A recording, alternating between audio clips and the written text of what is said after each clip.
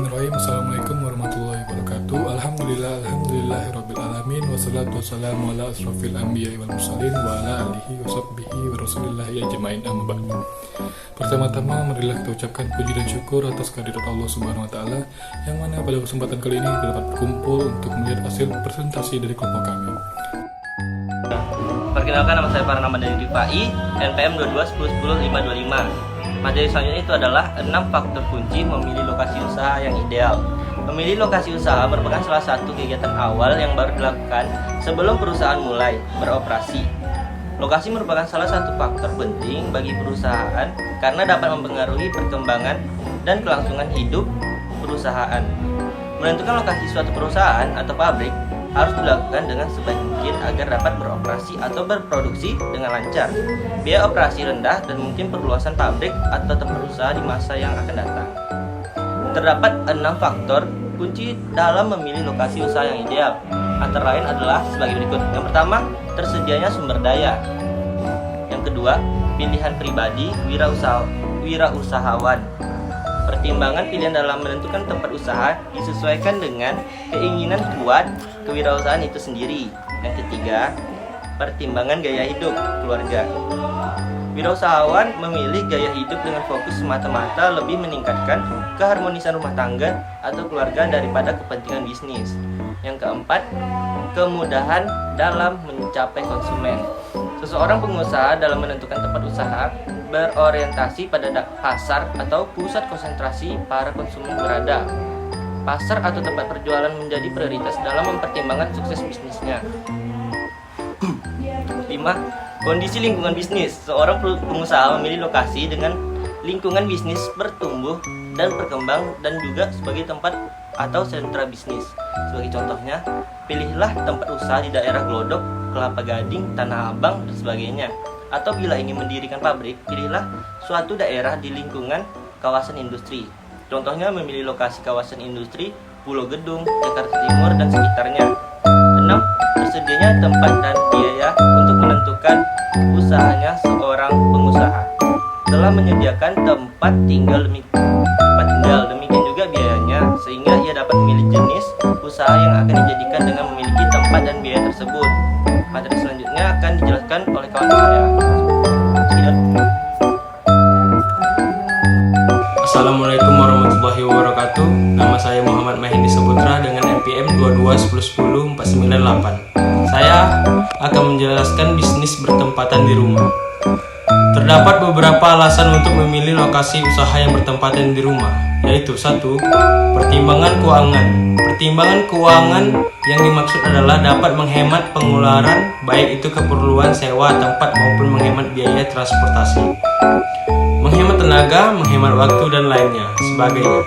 2. Pertimbangan gaya hidup keluarga, misalnya anak terjamin di dalam pengawasan pendidikan, antar jemput ke sekolah dapat dilakukan sendiri. Hubungan komunikasi suami istri dan anak-anak jauh lebih intensif.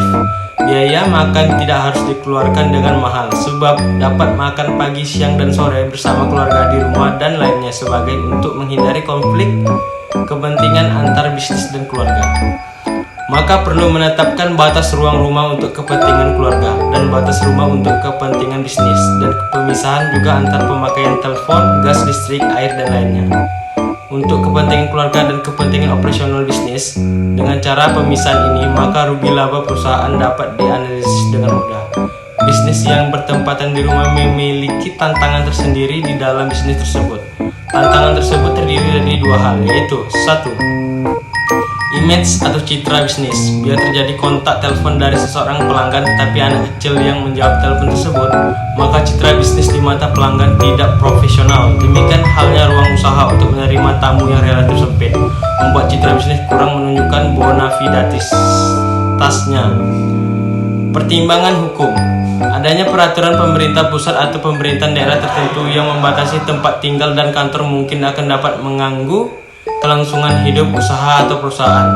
Bisnis yang bertempatan di rumah akan sangat terbantu dengan adanya kemajuan di bidang teknologi, misalnya internet, telepon, komputer, mesin fax, dan lainnya. Assalamualaikum warahmatullahi wabarakatuh. saya Sabita Sani Hardela dengan NPM 221010434 akan membahas materi 2.3 yaitu merancang fasilitas fisik. Dalam merancang sebuah fasilitas fisik, sebaiknya mempertimbangkan persyaratan fungsional dan tata letak fasilitas fisik. Seperti 1. Memperhatikan persyaratan fungsional berikut, yaitu terbagi menjadi keamanan, kenyamanan, dan juga keindahan. Selanjutnya yang kedua adalah rancangan pabrik. Rancangan pabrik terbagi menjadi pemilihan ruang produksi dan juga pengelompokan mesin. Selanjutnya adalah materi 2.4 yaitu rancangan toko penyalur. Rancangan toko penyalur dalam merancang sebuah toko dapat dipilih pola-pola berikut ini, yaitu yang pertama, pola jaringan atau gear pattern. Pola jaringan ini adalah pola blok yang memberikan pembukaan barang dagangan dan juga memudahkan pengamanan dan kebersihan. Yang kedua adalah pola aliran bebas atau free flow pattern. Pola aliran bebas ini adalah memberikan visualisasi barang dan kebebasan bergerak bagi konsumen atau pengunjung. Yang ketiga adalah pola swalayan atau self-service layout. Pola ini adalah pemberian akses langsung pada barang dagangan.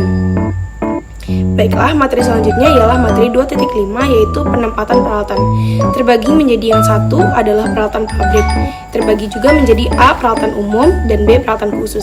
Yang kedua adalah peralatan kantor. Terbagi menjadi A. Peralatan permanen dan B. Berkaitan dengan teknologi. Sekian materi yang saya sampaikan, akan dilanjutkan oleh rekan saya. Terima kasih. Wassalamualaikum warahmatullahi wabarakatuh. Perkenalkan, nama saya Mela Amanda dengan NPM 221010453. Saya akan menjelaskan materi selanjutnya mengenai keuntungan memilih lokasi usaha yang tepat. Di sini, jika kita dapat memilih lokasi usaha yang tepat, maka perusahaan akan mampu yang pertama, melayani konsumen dengan memuaskan, yang kedua, mendapatkan bahan mentah yang cukup mudah dan berkesinambungan dengan harga yang layak atau memuaskan, yang ketiga, mendapatkan tenaga kerja yang cukup, dan yang keempat, memungkinkan perluasan usaha atau perusahaan di kemudian hari. Materi selanjutnya yaitu akibat salah memilih lokasi. Beberapa akibat apabila kita salah dalam memilih lokasi usaha adalah rendahnya pendapatan operasi yang mungkin akan menyebabkan terjadinya hal-hal seperti yang pertama, tingginya biaya transportasi yang harus dikeluarkan. Yang kedua, kekurangan tenaga kerja yang kita butuhkan. Yang ketiga, kehilangan kesempatan dalam bersaing. Yang keempat, tidak cukupnya bahan baku yang tersedia. Yang kelima, kemungkinan kesulitan dalam pengembangan usaha. Dan yang keenam, lebih fatal lagi, bisa jadi perusahaan bisa tutup atau bangkrut karena lokasi yang kita pilih tidak strategis. Materi selanjutnya yaitu alasan atau evaluasi perubahan lokasi atau relokasi usaha. Ada beberapa alasan untuk melakukan evaluasi atas lokasi usaha yang kita pilih, yaitu yang pertama, berpindahnya pusat kegiatan bisnis sebelumnya. Yang kedua, berubahnya adat kebiasaan masyarakat. Yang ketiga, berpindahnya konsentrasi pemukiman penduduk. Yang keempat, adanya jaringan komunikasi dan pengangkutan yang lebih baik. Yang kelima, meningkatkan kapasitas produksi perusahaan. Yang keenam, lokasi sebelumnya digusur oleh pemerintah atau pemerintah daerah karena akan digunakan untuk kepentingan umum. Dan yang ketujuh, dilakukannya relokasi karena tidak sesuai dengan peruntukan yang telah ditentukan oleh pemerintah. Sekian pembahasan dari saya dan akan dilanjutkan oleh teman saya yaitu Ridho Adrian. Terima kasih.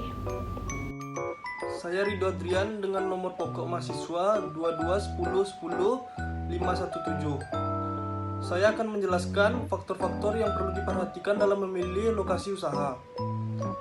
Yang pertama ada faktor primer. Faktor primer dibagi menjadi 6 bagian. Yang pertama letak pasar, yang kedua letak sumber bahan baku, yang ketiga ketersediaan tenaga kerja, yang keempat ketersediaan tenaga listrik, yang kelima ketersediaan air, dan yang keenam fasilitas pengangkutan. Yang kedua ada faktor sekunder. Faktor sekunder dibagi menjadi 11 bagian. Yang pertama fasilitas perumahan, pendidikan, pembelanjaan, telekomunikasi. Yang kedua pelayanan, kesehatan, keamanan, dan pencegahan atau pemadam kebakaran. Yang ketiga peraturan pemerintah daerah setempat.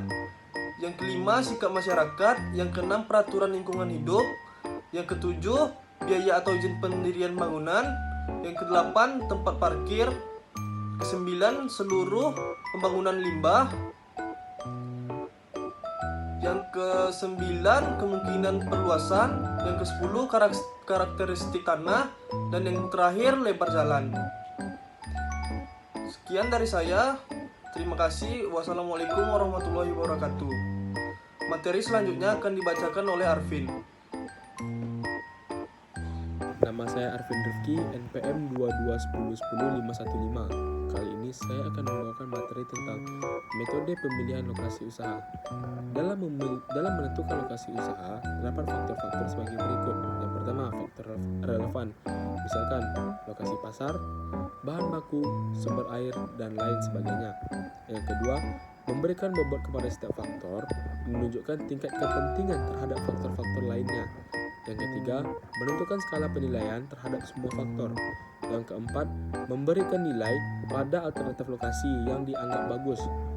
Yang kelima, kalikan bobot dengan nilai untuk setiap faktor dan jumlahkan untuk setiap alternatif lokasi. Yang keenam, lokasi dengan total nilai tertimbang yang terbesar adalah yang sebaliknya dipilih. Metode ini menentukan bobot, skala penilaian, dan alternatif lokasi. Saya juga membawakan materi tentang metode analisis biaya. Dalam menganalisis biaya, ditekankan kepada faktor biaya dalam memilih suatu lokasi, yaitu dengan membandingkan total biaya produksi dan berbagai alternatif lokasi. Analisis dapat dilakukan secara numeris ataupun secara grafis.